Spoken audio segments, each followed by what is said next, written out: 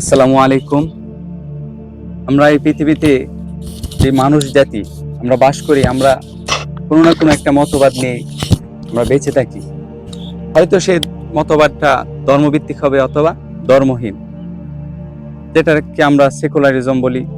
আজকে আমরা পর্যালোচনা করব ধর্মভিত্তিক এবং ধর্মহীন বা সেকুলারিজম মতবাদের সারনির্যাস। সেক্ষেত্রে আমরা দুইটি পয়েন্টকে নির্ধারণ করেছি। এক নাম্বার, ফিকরি ইসলাহ বা চিন্তার বিশুদ্ধতা। এক্ষেত্রে পশ্চিমাদের মতবাদ হলো কোনো কিছু মূল্যবান হওয়া বা না হওয়ার মাপকাঠি হলো টাকা পয়সা। অর্থাৎ আপনি যেই কাজ করলে টাকা পয়সা পাবেন সেটাই হচ্ছে মূল্যবান। আপনি সেই পদ্ধতিটা যদিও হোক মেথড, অর্থাৎ আপনি যদি দুর্নীতি করে বা অন্য কোনো চুরি করে আপনি টাকা পয়সা উপার্জন করতে পারেন, তাহলে তাদের কাছে এটা কোনো অহেতুক বা এটা কোনো দূষণীয় নয়। যার ফলে তারা ধর্মের কর্মকাণ্ড বা ধর্মের ভিত্তিতে যেসব কর্মকাণ্ড মানুষ করে এগুলোকে তারা নিরর্থক বলে। অর্থাৎ এগুলো করার দ্বারা যেহেতু আমরা কোনো ফলাফল পাই না, এই জন্য তারা তাকে নিরর্থক বলে। আর আমাদের ইসলামী শরিয়ায় কোনো কিছু মূল্যবান হওয়ার বা না হওয়ার মাপকাঠি হলো তা আখেরাত তাকে সমর্থন করছে কিনা। কোনো কিছুকে যদি আখেরাত মূল্যবান বলে সমর্থন করে, তা বাস্তবিকভাবে যদি আমাদের কোনো ফল নাও দেয় তাও এটা মূল্যবান। আর আমরা এই মতবাদ যদি পশ্চিমাদের মতবাদ যদি আমরা গ্রহণ করি, তাহলে আমরা অবশ্যই লাঞ্ছিত। দ্বিতীয় পয়েন্টটি হলো মাকসাদ, আমাদের জীবনের উদ্দেশ্য কি। এক্ষেত্রে পশ্চিমারা ভ্রান্তিকর বিভিন্ন মতবাদ তারা বিস্তার করতেছে।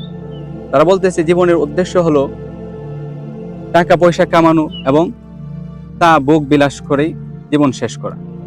কিন্তু ইসলাম বলে আমাদের জীবনের উদ্দেশ্য একমাত্র আল্লাহ তাআলার ইবাদত করা।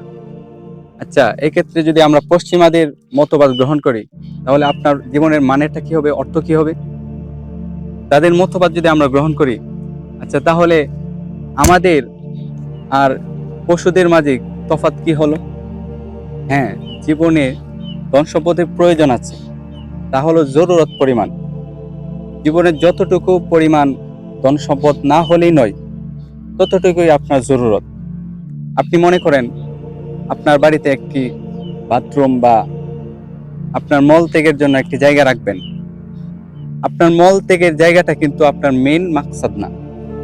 আপনার মেইন মাকসাদ হলো আপনার বেড বা বিছানা, থাকার রুম। আপনি যদি মল ত্যাগের রুমটাকে আপনি মূল উদ্দেশ্য বা মূল মাকসাদ আপনি মনে করেন বা ভাবেন, এটাকে নিয়ে আপনি এগুন, তাহলে কিন্তু আপনার মূল মাকসাদ থেকে আপনি বিচ্যুত হলেন।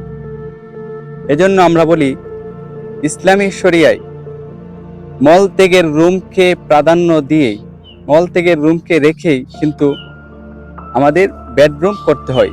সেজন্য আমাদের যতটুকু প্রয়োজন ততটুকু পরিমাণ ধন সম্পদ হলে আমাদের যথেষ্ট। বিবেকটাকে খাটান। যদি আপনি ধন সম্পদ, ধন দৌলতে আপনি সচ্ছল হন, তাহলে কি আপনার জীবন শেষ হবে না?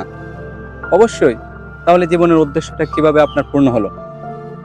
সেক্ষেত্রে আমরা বলবো আখিরাতকে প্রাধান্য দিয়ে এবং জীবনের মূল উদ্দেশ্য ইবাদতকে প্রাধান্য দিয়ে ধন সম্পদকে সাথে রেখে আমাদের কিন্তু এই জীবনের উদ্দেশ্য।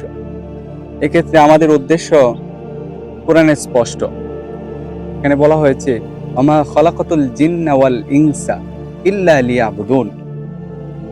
আসুন ভাই, আমরা সকলে আমাদের মতবাদকে স্পষ্ট করি এবং আল্লাহ তাআলার দিকে ফিরে আসি। ইনশাআল্লাহ আবার দেখা হবে অন্য কোনো দিন। আসসালামু আলাইকুম।